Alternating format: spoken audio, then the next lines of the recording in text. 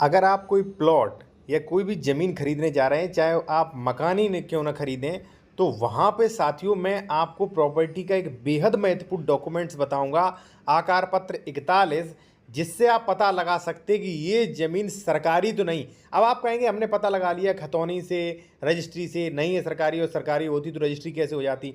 फिर भी मैं आपको बता दूं साथियों, आप कितना भी चेक कर लो फिर भी वो ज़मीन सरकारी, चरागाह या तालाब या वन विभाग या रेलवे या अदर किसी की आरक्षित जमीन हो सकती है। तमाम देखिए, अगर आप कहेंगे कि मैंने चेक कर लिया, तो सभी लोग चेक करके खरीदते हैं, फिर पता बाद में चलता है उन्हें कि ये ज़मीन तो सरकारी थी। अब सबसे पहले ये जान लीजिए कि धोखाधड़ी होती कैसे, फिर मैं आपको बताऊंगा कैसे चेक करें। देखिए साथियों, आकार पत्र 41 इसलिए ज़रूरी होता है। देखिए, आप जैसे ज़मीन खरीदने जा रहे हैं तो एडवोकेट कहेंगे कि रजिस्ट्री चेक कर लीजिए, खतौनी चेक कर लीजिए, ठीक है, आपने चेक कर लिया। और आपके एडवोकेट कहेंगे भाई 15 साल से उसकी ज़मीन है, तब सरकारी नहीं निकली, ठीक है, तो अब कैसे निकल आएगी। मैं साथियों आपको बताऊं कि मेरे पास ऐसे कई मैटर आए हैं, कई ऐसे लोगों के फ़ोन कॉल्स आए हैं कि सर 10 साल पहले मैंने ज़मीन खरीदी थी, खतौनी में ज़मीन सही थी, रजिस्ट्री में सही थी, कोई डबल रजिस्ट्री फ्रॉड, अंश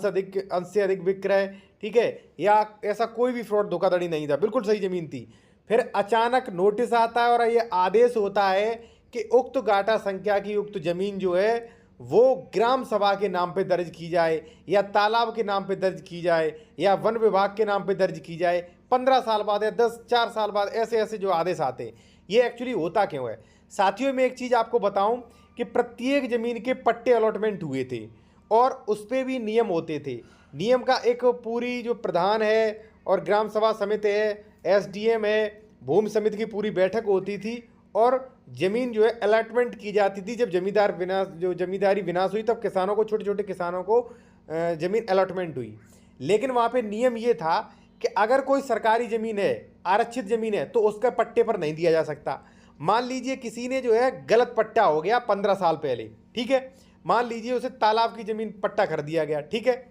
या मान लीजिए चरागाह की कर दिया गया, पट्टा हो गया, खतौनी पे नाम आ गया, संक्रमणी भूदर बन गया। लेकिन साथियों, अगर लेखपाल ने मान लीजिए 10 साल बाद पता चलता है कि फलानी ज़मीन जो है वो आकार पत्र 41 में तालाब की थी, अगर लेखपाल को पता चल गया, रेवेन्यू के अधिकारी किसी को भी पता चल गया, या किसी ने शिकायत कर दी, तो वहाँ पे वो ज़मीन जो है तुरंत आदेश हो जाएगा कुछ दिनों बाद कि ये ज़मीन जो है ग्राम सभा के नाम दर्ज की जाती है। अब बचे कैसे साथियों, जो कुछ होता है वो होता है आकार पत्र 41 से। आकार पत्र 41 जो है वो शुरुआती डॉक्यूमेंट्स है, ठीक है, यानी कि कह सकते हैं जब गाटों का जन्म होता है, यानी कि जब गाटा बनाए जाते हैं उसी समय आकार पत्र 41-45 बनाया जाता है, बहुत पुराना रिकॉर्ड होता है। तो अगर आकार पत्र 41-45 में वो ज़मीन सरकारी आरक्षित है, यानी कि जैसे मान लीजिए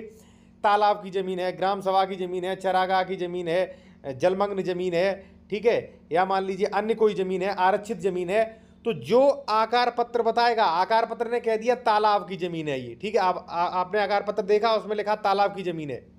फिर चाहे खतौनी पे वो आपके नाम हो या किसी के नाम हो, 15 साल से या 20 साल से रजिस्ट्री हो चुकी हो या मकान बन चुका हो, वो ज़मीन जो है वो ग्राम सभा की ही मानी जाएगी, वो सरकारी ही मानी जाएगी, वो आरक्षित ही मानी जाएगी, तभी बुलडोजर चलता है। तो अगर आप प्रॉपर्टी खरीद रहे हैं तो आकार पत्र 41 जरूर देखें। मैं एक चीज़ आपको बताना भूल गया साथियों कि यदि आप कोई कानूनी सलाह लेना चाहते हैं, या मान लीजिए आप कोई ज़मीन खरीद रहे हैं और वहाँ पे डॉक्यूमेंट्स वेरिफिकेशन चेक करवाना चाह रहे हैं, जैसे ये ज़मीन सही है कि नहीं, इस पर कोई विवाद तो नहीं, ज़मीन सरकारी तो नहीं, इस पर डबल रजिस्ट्री तो नहीं, अंश से अधिक विक्रय तो नहीं, इस पर कोई लोन तो नहीं, आदि चेक करवा सकते हैं। कॉन्टैक्ट नंबर हमारा वीडियो के डिस्क्रिप्शन में मिल जाएगा और टेलीग्राम चैनल को जरूर फॉलो करें, लिंक वीडियो के डिस्क्रिप्शन में आपको मिल जाएगी।